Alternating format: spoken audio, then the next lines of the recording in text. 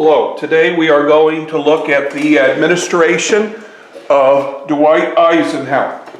We know that in 1952, Dwight Eisenhower won a fairly easy victory over Illinois Governor Adlai Stevenson. Most people went around the country repeating the same phrase, "I like Ike."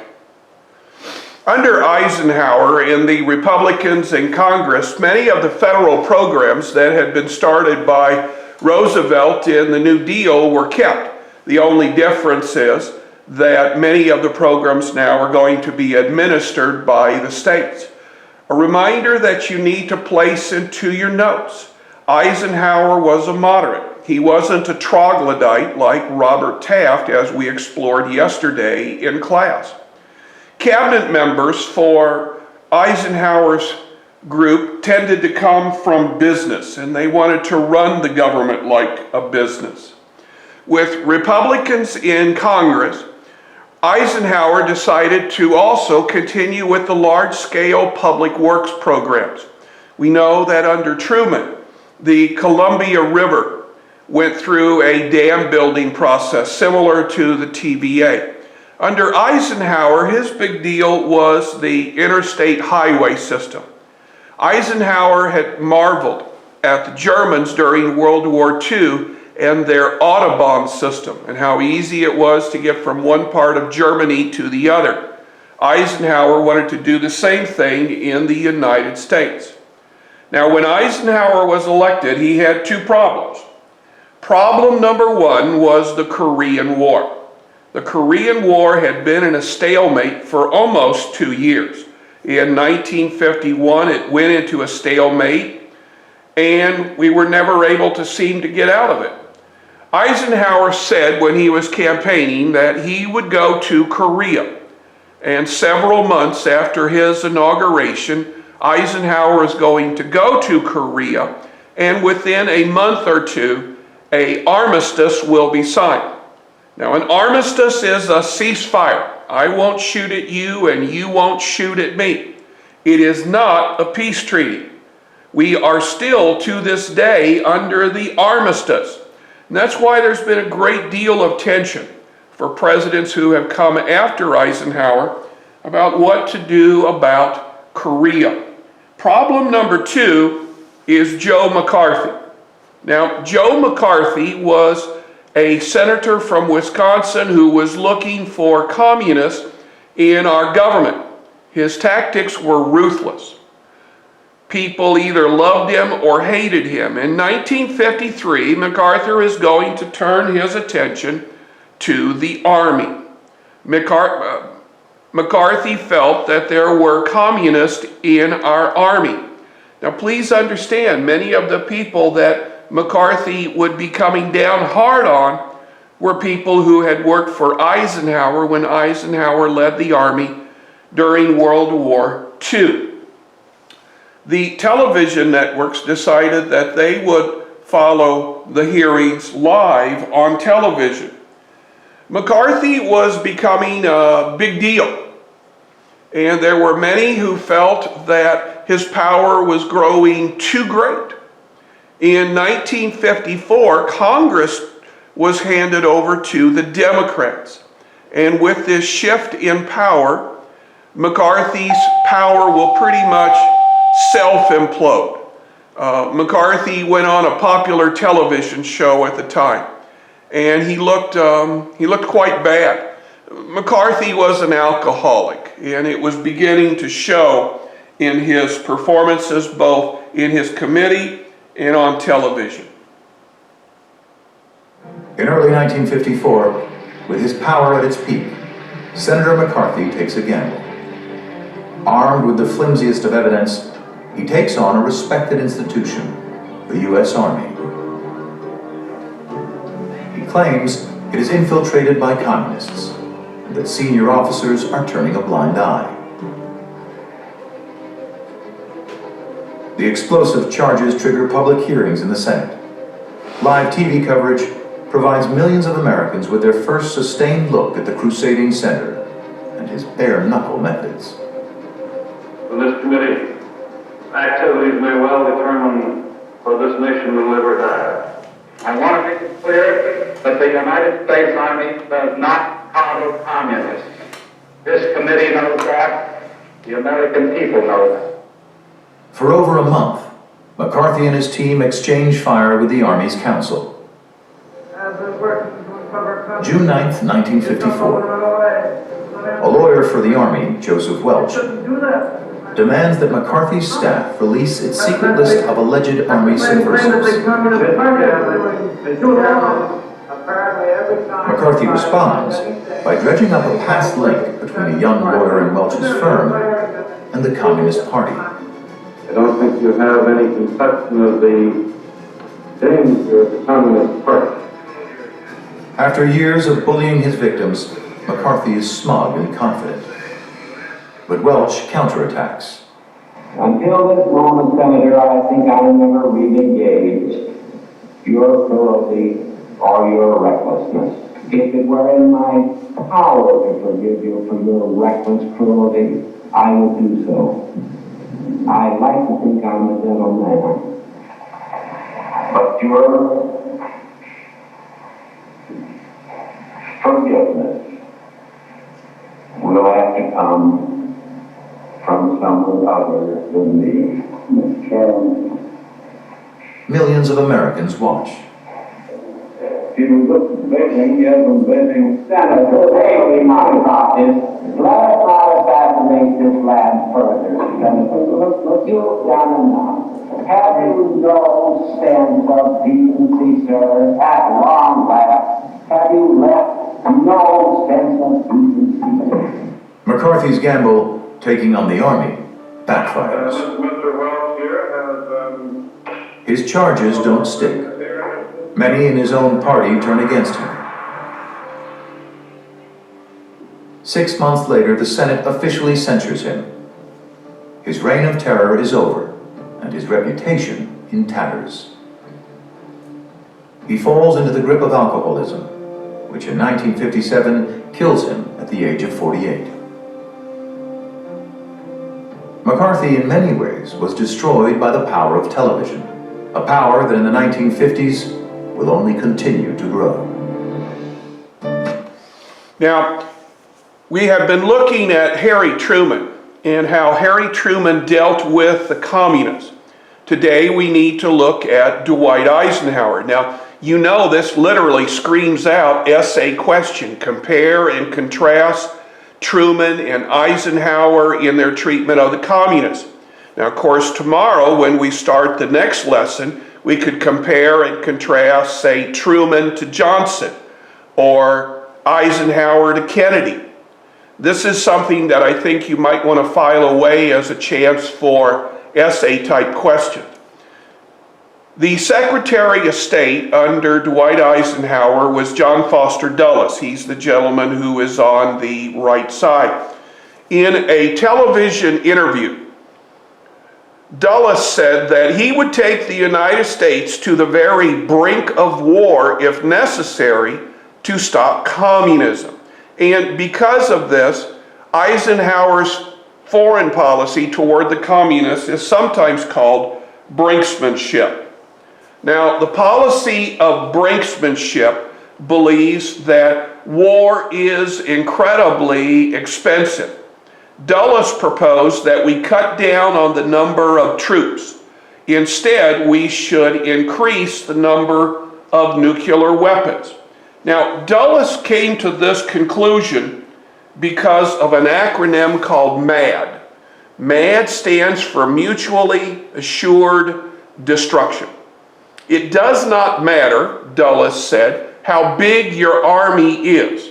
1 or 2 nuclear devices could kill everybody.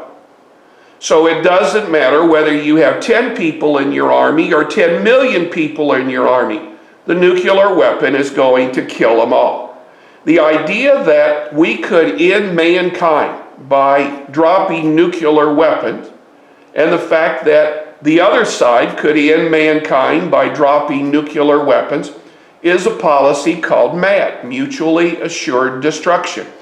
Every American president, from Eisenhower to Trump, has the power to kill every man, woman, child, dog, cat, cockroach on this planet many times over because of the nuclear stockpile we own. And the same could be said for Russia today. The same could be said for China. The same could be said for several other countries. The nation's prosperity under Eisenhower is going to increase. Remember all of those soldiers that had come home from World War II? They had been educated under the GI Bill. Now they're starting to make good money. The number of people who are unemployed is going down. The standard of income is beginning to rise. More and more people have more and more money. This is the beginning of what we call Eisenhower prosperity. The number of homes are going to increase dramatically. The goal of every American was to have a home of his own, a home that would be something he could have his own little castle. And now that it's easier to borrow money, now that it's easier to make money, new homes are constructed at an incredible rate. These new homes are going to be built on the outskirts of cities. The suburbs begin. The farmers also are going to prosper under Eisenhower. If you remember several lessons back, under Roosevelt, the Agricultural Adjustment Administration is going to create the idea of parity, the idea of price supports. Now these were declared unconstitutional by the courts in the 30s. Remember, that's why Roosevelt wanted to pack the courts. Under Eisenhower, these laws are recreated, and the courts say, okay. In 1956, it is time for a presidential election. Republicans will choose Eisenhower, Democrats will choose Stevenson, so it's just same old compared to 52. And again, it is going to be an easy victory for Mr. Eisenhower. Again, the bottom pie chart shows popularity. He went from 55 to almost 58%. The top pie chart shows electoral college votes. Again, Mr. Stevenson was governor of the state of Illinois. If you can't win your home state, that does not usually bode well. During the Eisenhower administration, an important court case came to fruition. In 1953, Thurgood Marshall and the NAACP is going to go to court, and he is going to challenge the Plessy versus Ferguson decision of 1898. Now, Plessy versus Ferguson had said separate but equal.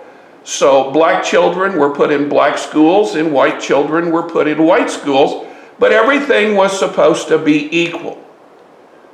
Thurgood Marshall showed in his approach to the courts that they were separate, but they were not equal.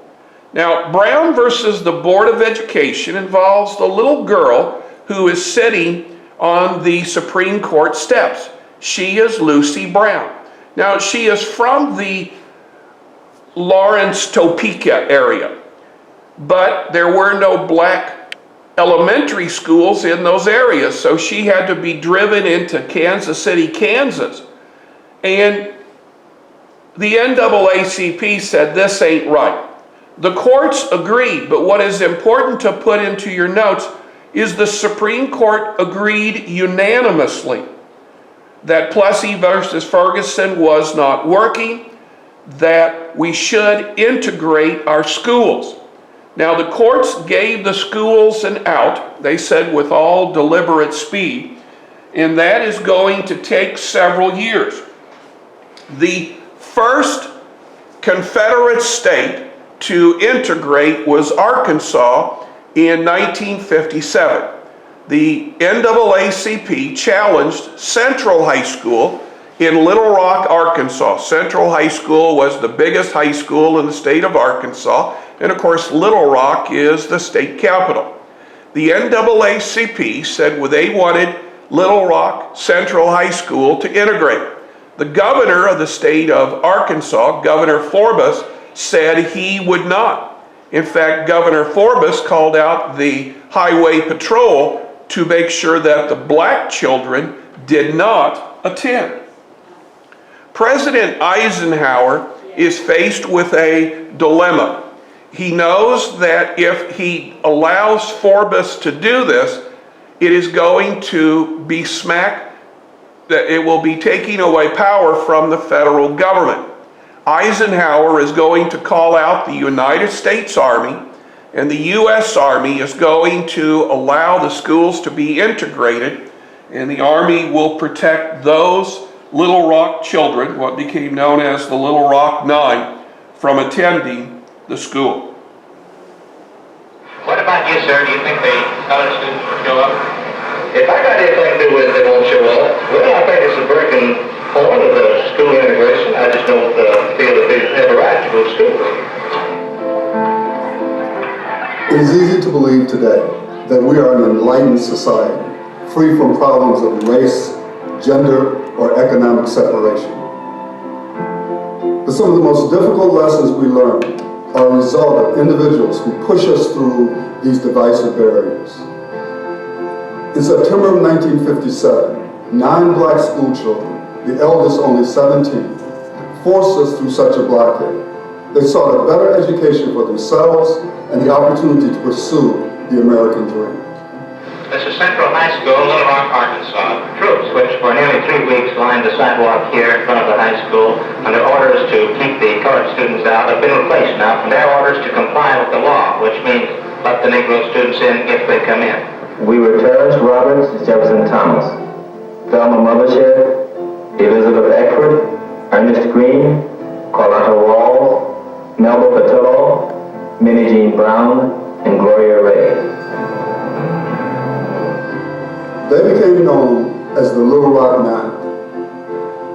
The 1954 Supreme Court ruling on Brown versus the Board of Education found segregation of schools unconstitutional. But as the Little Rock Nine approached the high school, segregationists swarmed the campus. They got no business out here. This is our school right there. They have their own. As the violence escalated, one schoolgirl, Elizabeth Eckford, was threatened by an angry mob chanting, "Lynch her, lynch her." President Dwight Eisenhower intervened in Little Rock and set a precedent for our nation as a whole. Such an extreme situation has been created in Little Rock. This challenge must be met, and with such measures as will preserve to the people as a whole their lawfully protected rights in a climate permitting their free and fair exercise. In the present case, the troops are there pursuant to law, solely for the purpose of preventing interference with the orders of the court. On September 25, 1957, the 101st Airborne Division and 10,000 National Guard troops escorted the Little Rock Nine as they walked bravely past screaming mobs and made their way to the classrooms of Little Rock Central High School. Just got a report here on this end that the students are in. Do you feel it's worth it going through this? Yes, I do. These 9 heroes were willing to step forward and in doing so altered the course of history. Marquette University is honored to bestow upon them the Pierre Marquette Discovery Award for this extraordinary contribution to the advancement of education for all people. The Little Rock Nine stand not just for racial equality, but also for the promise upon which our society is founded: opportunity and equality for all willing to strive, struggle, and achieve. It is important to underline in your notes that President Eisenhower said that he had nationalized the Arkansas National Guard. He had sent in the troops from the 101st Airborne because of rule of law. He felt that the court's rules could not be challenged by the state of Arkansas. As a footnote to this, one of the Little Rock Nine was Ernest Green. Ernest Green in later years would go on to be principal of Central High School. In Alabama, Rosa Parks is going to also pushed the envelope when it comes to civil rights. Now, Rosa Parks was a seamstress. Her husband was the president of the Montgomery NAACP. Montgomery had a law that said that if you were black, you had to sit in a particular part of the bus. And if the bus was full, then the bus driver would stop and black people would be let off. Well, the bus got full and the bus driver stopped, excuse me, and they wanted Rosa Parks and several others to get off. She refused. The bus driver hailed the attention of a policeman. The policeman explained to Rosa Parks she needed to get off. Again, she refused. She was arrested, and this began a bus boycott in Montgomery. Now, the boycott of the buses was led by various black churches in the area. The guy who kind of got the churches together, who said maybe we ought to try a boycott, was a young reverend by the name of Martin Luther King Jr.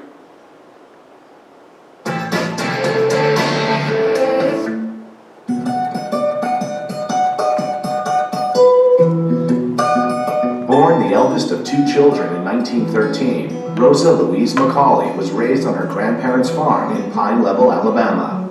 As a child, Rosa was exposed to the realities of segregation. She walked to school daily because the elementary school bus system prohibited black students from riding.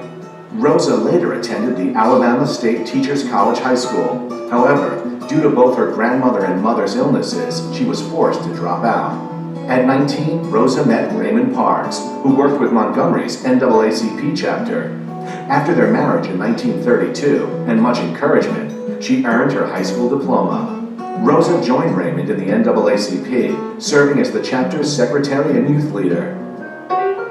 History is peculiar. It places gifted and talented women and men in situations where they must make a choice. The choice she made was on the afternoon of the 1st of December, 1955, on a bus as she was going home from her seamstress job in a department store in Montgomery, Alabama. Rosa, along with 3 other black passengers, were told to give up their seats to a white male passenger. She refused and was arrested. An all-day bus boycott was organized on the day of Rosa's trial, December 5th, 1955, where she was fined $14 and found guilty. She was a role model for courage in the face of racial injustice. Rosa Parks, through her quiet eloquence, through her commitment both to her faith and to the cause of civil rights and racial equality, was prepared to sacrifice everything, her security, even her life, to fight for what was right, at least her perception of what was justice. Thousands of people walked, carpooled, and took cabs to work. The boycott lasted 381 days, with the 26-year-old Reverend Martin Luther King Jr. as their leader. Rosa was not the first person to refuse to give up her seat. 2 other women were previously arrested for the same offense. However, it was this quiet 42-year-old who became the face of the Montgomery bus boycott. In 1956, groundbreaking history was made. The Supreme Court decision by a 9-0 vote supported the civil rights position, calling for an end to racial segregation on municipal buses.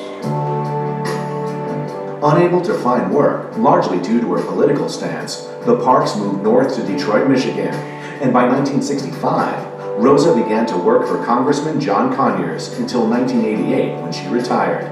In memory of her husband and in her vision for a better tomorrow, Rosa co-founded the Rosa and Raymond Parks Institute for Self-Development, which educates young people on the civil rights movement, gives freedom bus tours, and provides youth with professional guidance. Rosa also worked giving lectures and advocating for social justice. Rosa Parks passed away on October 24, 2005. She was the first woman and second African American to lie in honor at the U.S. Capitol Rotunda. Rosa received over 24 honorary doctorates and numerous national and international awards, among them the Medal of Freedom from President Clinton and the Congressional Gold Medal of Honor. Rosa was a grassroots activist for social justice and peace, through her efforts in the civil rights movement to her participation in the anti-apartheid movement for South Africa. Although she never planned on getting arrested, her simple action changed the course of a nation. It was during this time period that the American Federation of Labor and the Congress of Industrial Organization, now the AFL is a trade union, the CIO is an industrial union, are going to merge. But this merger is going to have problems almost from the get-go. Now, one of the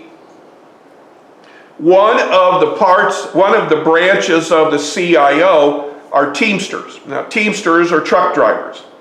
And the Teamsters had been taken over by the mafia.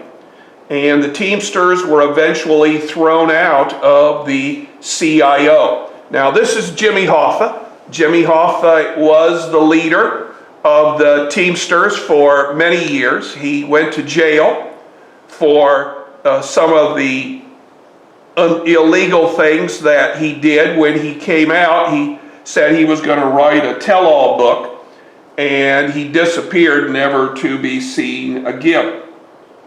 In 1953, this was at the very beginning of the Eisenhower administration, Joseph Stalin is going to die. Now, after several years of power struggles, he is going to be replaced by this man here, Nikita Khrushchev. Now, Khrushchev had been Stalin's right-hand man for many years, and Khrushchev is going to take the Soviet Union in a new direction. Khrushchev believes that the USSR could be accepted by more countries because the USSR, the Soviet Union, could be far more advanced in technology than the United States. Now, Khrushchev based this on the fact that the United States schools were inferior to the Soviet schools. And during the Eisenhower administration, the Soviet Union is going to do some firsts. Sputnik. Sputnik is a satellite. It does not do much compared to satellites of today, but Sputnik was the first satellite to be launched into outer space. It was launched by the Soviets. Now, its orbit took it over the United States, and on your radio, you could turn to a particular frequency, and you could hear the Sputnik radio broadcast say, I am Sputnik, I am from the Soviet Union, blah, blah, blah. The space race had begun. If the Soviet Union could put a satellite into outer space, it wouldn't be that much harder to put a nuclear bomb on the missile and then shoot the missile at the United States. This shortens the time from when we spot our enemy until we have to make a decision as to what do we do with our nuclear missiles. Ladies and gentlemen, we are bringing to you the most important story of this century. Mankind's breakthrough into space. For the first time, mankind has reached for the stars and found them within his grasp. The Westinghouse Broadcasting Company filmed the first motion pictures of the Russian satellite. You are about to witness this historic event. Now here is a photograph released by the Soviets of the satellite, and this is a track of what you will see in the lower half of your television screen. So be sure that you watch very, very carefully. And there it is, about in the center of the screen in the lower third. Move the camera. The camera was moved there. Now we start over again, and the stars are in the background. This is a photograph of a monitor screen. So the about in the middle of the screen now, I would say. That is wonderful.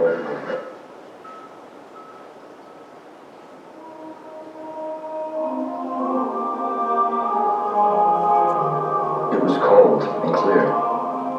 We could see the Milky Way shimmering across the sky. I stood in my front yard, my family with me. The entire neighborhood, the entire city, in fact, the entire nation, it seemed, was standing outside, watching what the Russians had done.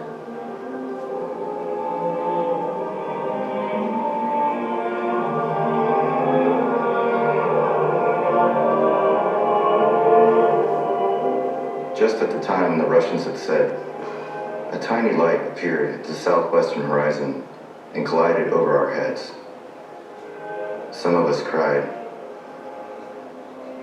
I stood in awe.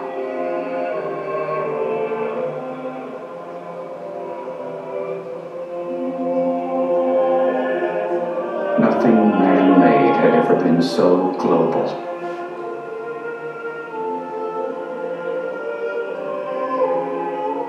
Everyone knew it was there. Suddenly, a future in space seemed possible. And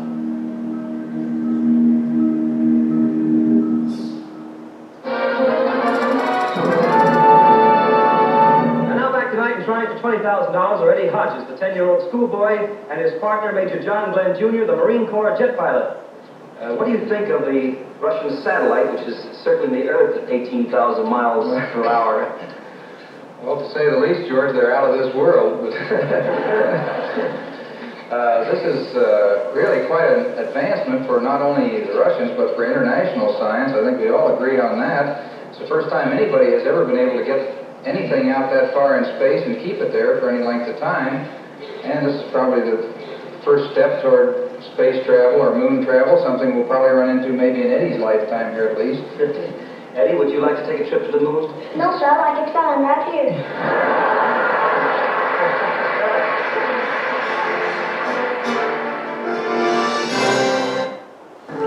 Now, the Eisenhower administration decided that Congress needed to create a particular organization just for space travel.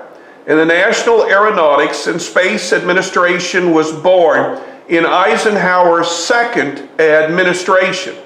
Now, NASA's concern was to beat the Soviets into outer space, which unfortunately we failed at.